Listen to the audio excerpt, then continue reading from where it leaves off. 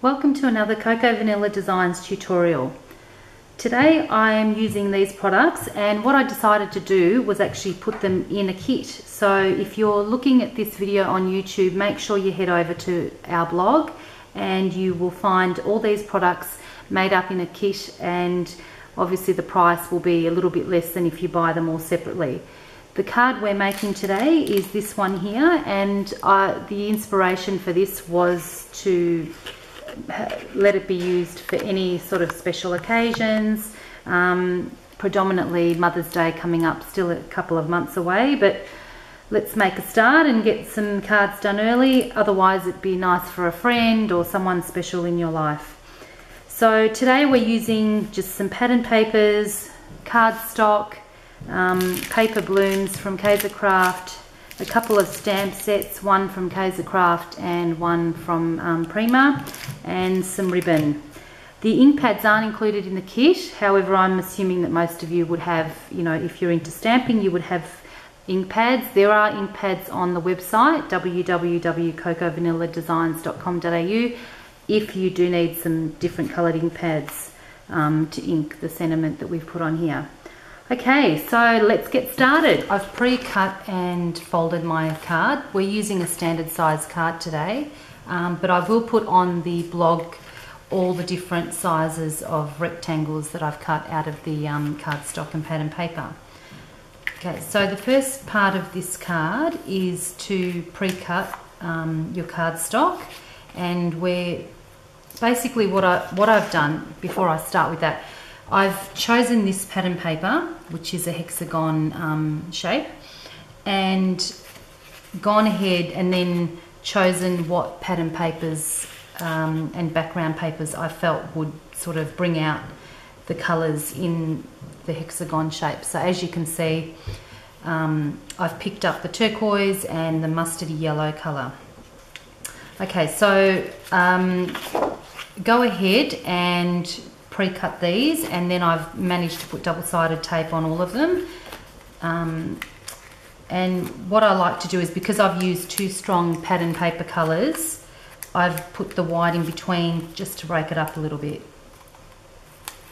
Okay. So then these have already been cut and measured.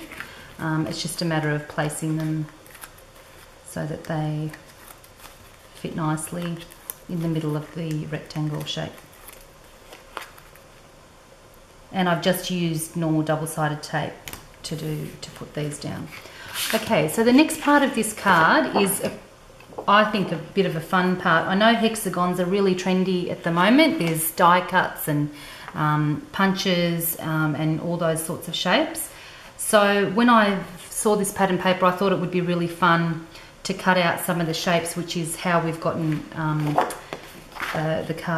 the look on the card here. So just pick any random, I'll just go ahead and cut here, and I've chosen to leave the outside white part because they're all surrounded by a little white part, and I would do 2 lots of 4. And of course, it's handy to have sharp scissors when you're doing this. And I will go ahead now and fast forward this so that you don't have to sit here watching me cut. Once you've cut, so you'll need a set of 4, a set of 3, and then 1 on its own. Okay, now in order to make them look a bit more dimensional, I've inked around the edges of them. So I've used Tim Holtz walnut stain and a sponge dauber. These are all available on site if you don't already have them. So just a light just around the edges, just to make it look a little bit distressed, and it also makes them stand out a little bit when you pop them on the card. It's totally optional, you don't have to do it, so personal choice. So now in terms of placement, the way I've placed them is sort of scattered going downwards, and the bottom layer has double-sided tape. The next layer up has dimensional tape just to give it a lift. So easy enough to just pop one big piece of double-sided tape on the bottom one.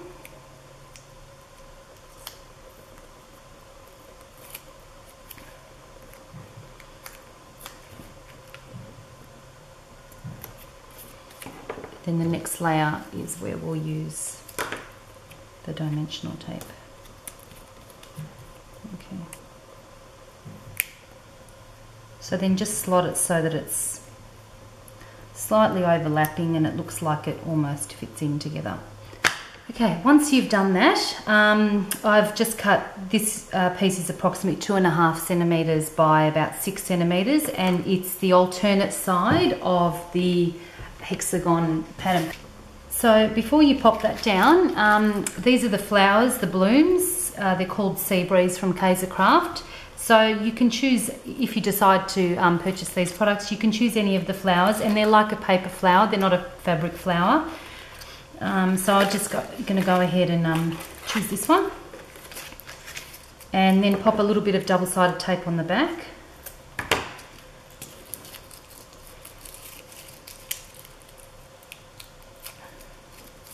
Okay, and then just place it probably just about there. Now I sort of, because these are quite dimensional, I flatten them out a little bit. You may have a bit of trouble posting this card if you were going to mail it. So it's probably a little bit bulky and it wouldn't go as standard mail. So this is probably an ideal card if you're going to just gift someone with a present and it doesn't need to be mailed. Okay, I actually sort of placed it a little bit under. So just sort of try and tuck that in. Okay. Bring your flower above. Okay, once you've done that, you'll just need a piece of plain white paper, and now we're going to use these stamps from Prima. And I chose to use the Beautiful in this particular card, but you've got Gorgeous, Cuteness, Pretty, Beautiful, Adorable, Happy.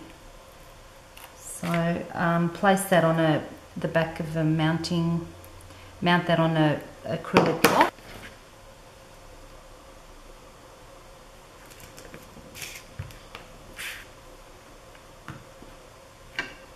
Okay, third time lucky. Okay, so then just cut around your stamped word. Okay, now what I did was I'm not sure if you can sort of tell here, I'm trying to sort of show you nice and close up, but it's got a bit of a, the middle part sort of goes up, kind of like a flag sort of effect. So the way I did this was when you go to take it down, so you would put a little bit of double-sided tape on the sides, and then dimensional tape in the middle. And I'll actually put, because this particular dimensional tape I'm using isn't very thick, I'm just going to double that up so that it does give it that raised look in the center. Okay. So then obviously you'll need to bend it too a little bit, just to bend your paper.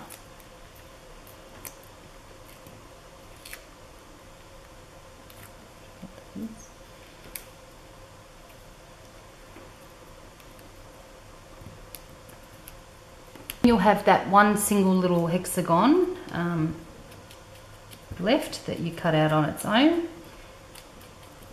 Pop a little bit of dimensional tape on that too.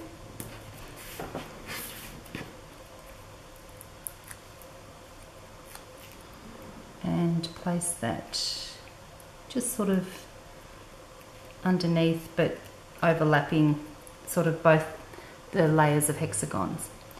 Okay, so back to stamping now. I'm going to stamp the butterfly from the these Kaisercraft butterflies. I could have really chosen any of them, but I chose to use a smaller one so that it would not overpower the flowers. I mean, there's a fair bit of detail on this card already anyway.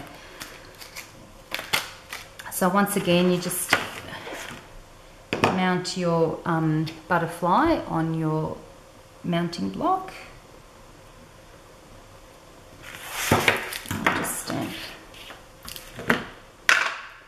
I've chosen to use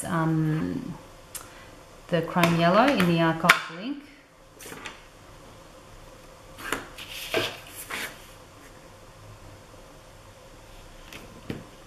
Okay, beautiful. Okay, so back to the distress ink again now. Same thing, just a little bit of ink around the edges.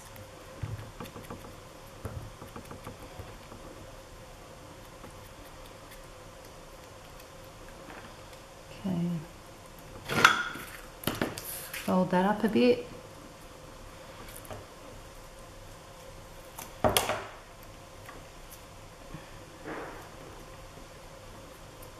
Double-sided tape,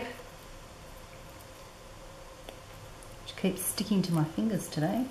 Okay, and then just pop the butterfly in there, sort of with the wings up.